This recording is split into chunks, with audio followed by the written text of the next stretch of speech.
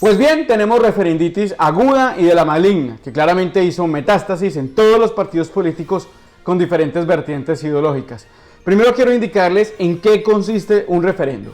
Un referendo es una convocatoria que se hace al pueblo para que apruebe o rechace un proyecto de norma jurídica o que derogue una norma vigente. Los referendos son aprobatorios o derogatorios. En los primeros, pues la ciudadanía decide si aprueba o rechaza la norma total o parcialmente, y pues en los segundos resuelve si la deroga o la mantiene vigente. Por esta vía no se pueden derogar leyes aprobatorias de tratados internacionales ni las referentes a materias presupuestales o tributarias.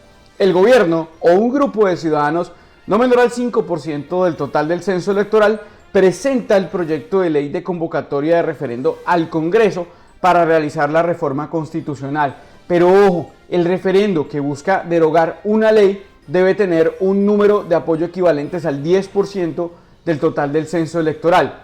También los referendos que se refieran a normas de ámbitos territoriales, pues deben tener el respaldo del 10% del censo electoral de la respectiva circunscripción. Entonces, pues en este caso se necesitaría 3.7 millones de firmas, ya que el censo electoral es de casi 37 millones y este busca derogar una ley y un poco de cosas más.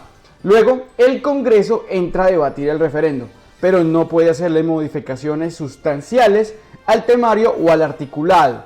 Para aprobarlo se requiere de los votos de la mayoría de los miembros de ambas cámaras, de la Cámara de Representantes y del Senado.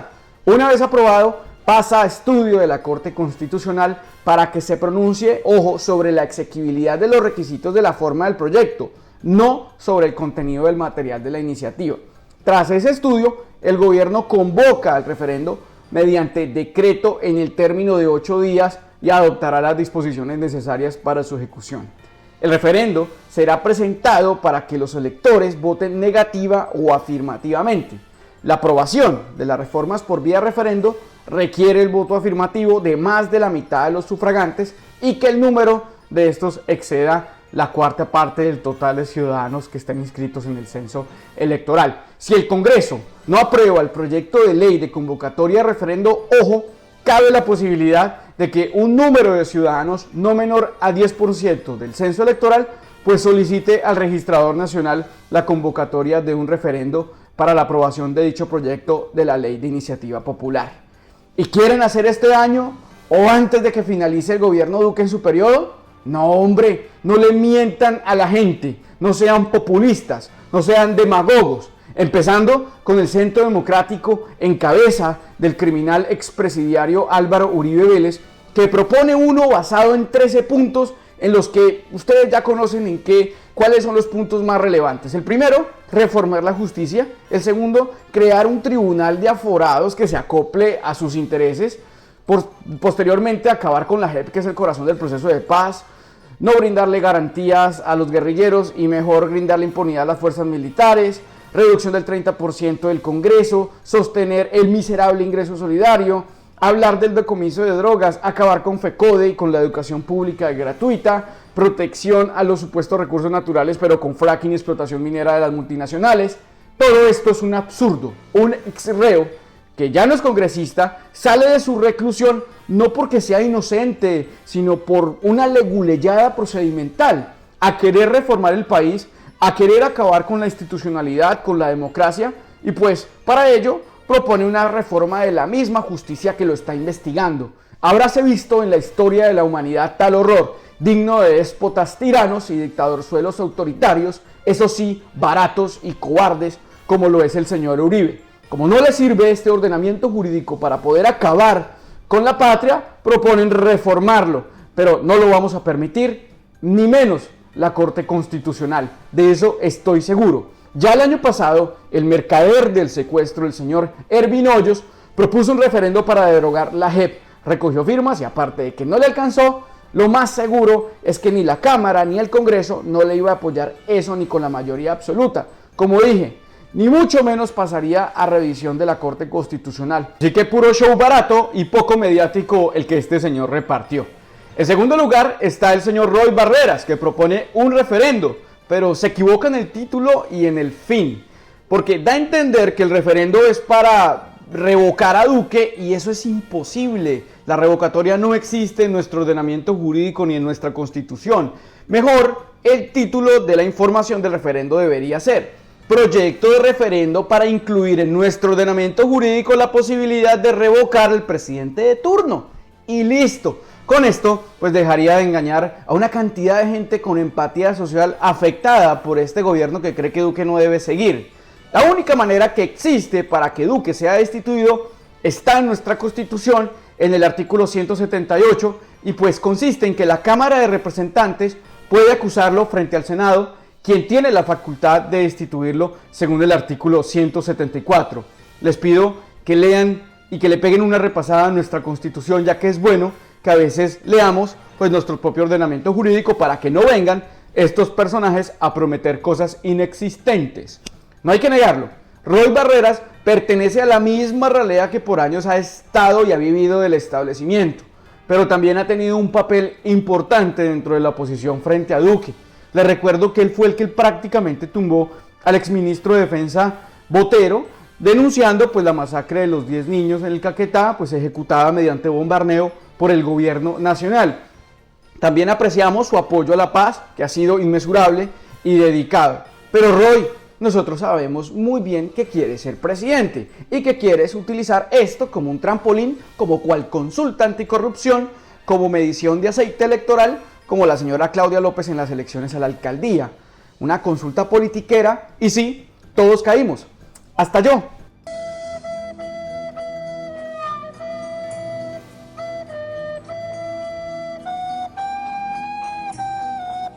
Así que mejor láncese de presidente, señor Roy Barreras, con lo que tiene, y no haga estos actos populistas y demagógicos que no van a tener ningún resultado, aún más cuando la mayoría del Congreso pertenece al gobierno y seguramente la Corte Constitucional, como en el caso de Uribe, pues no lo va a dejar.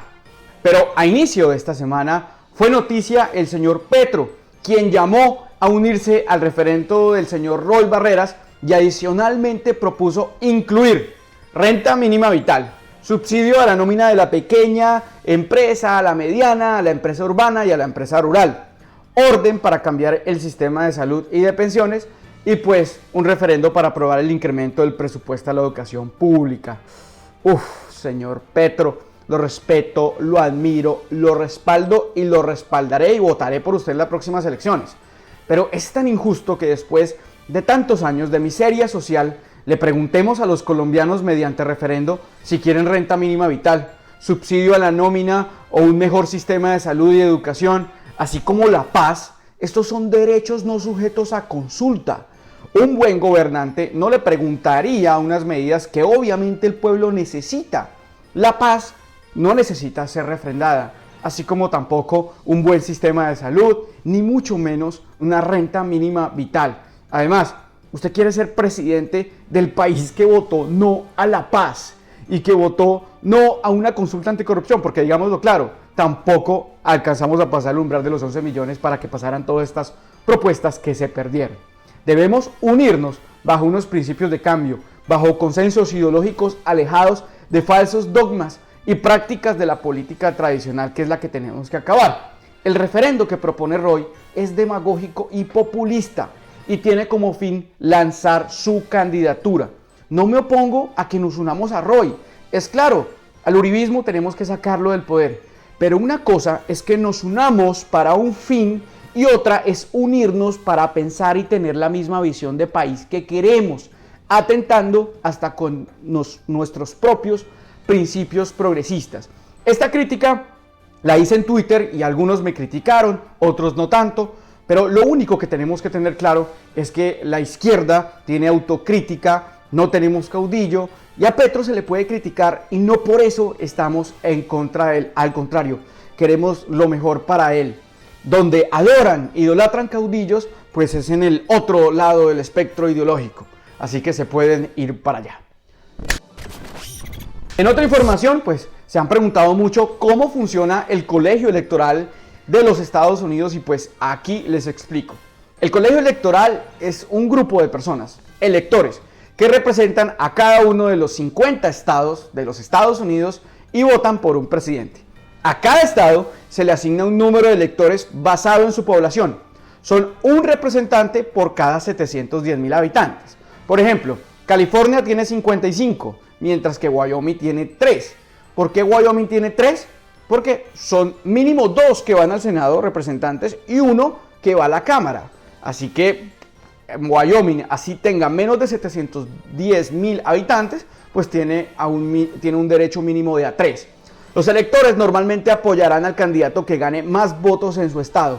Así que quien quiera que gane el voto popular, que es diferente, pues tendrá los mismos votos en California, por ejemplo, 55 votos electorales. Para ganar, un candidato presidencial necesita 270 o más votos electorales. En total hay 538 electores, lo que corresponde al número de representantes, 435, más el número de senadores, que son 100, más 3 electores adicionales para la capital, Washington, D.C., que no pertenece a ningún estado. Les voy a dar un ejemplo. Me disculpan la letra tan horrible, pero entonces vamos a suponer que Colombia tiene el mismo sistema electoral de los Estados Unidos.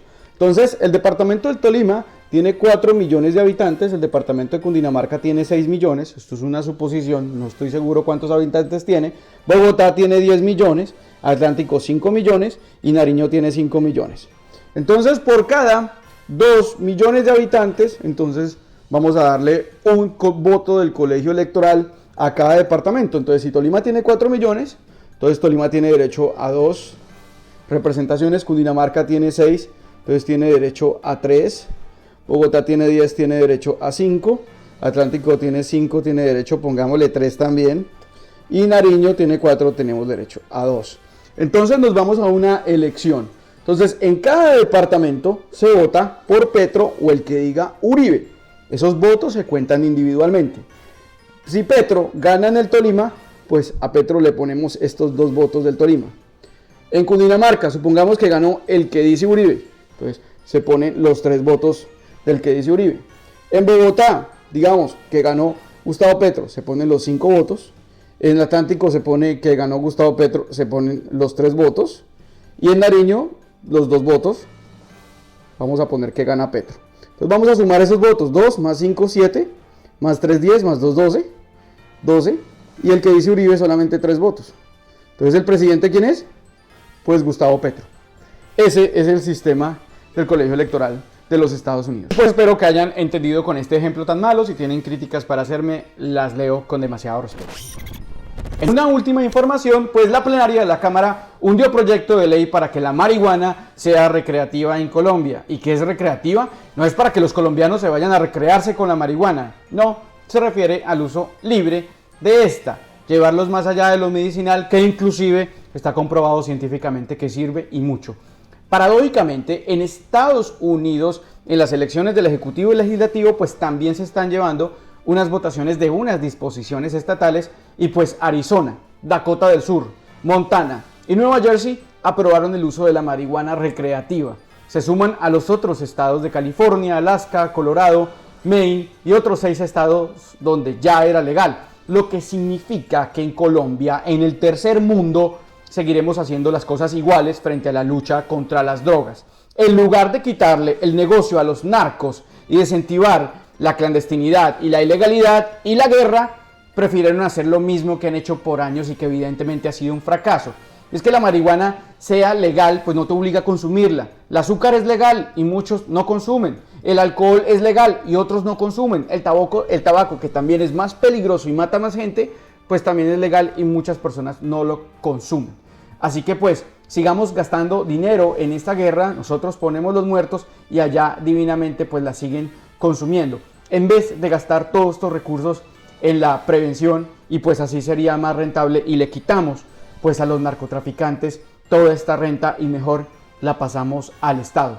Seguro muchos del Centro Democrático, después de salir de este debate, celebraron con alcohol y cocaína porque tipos tan impedidos moralmente que son esta recua de inmorales.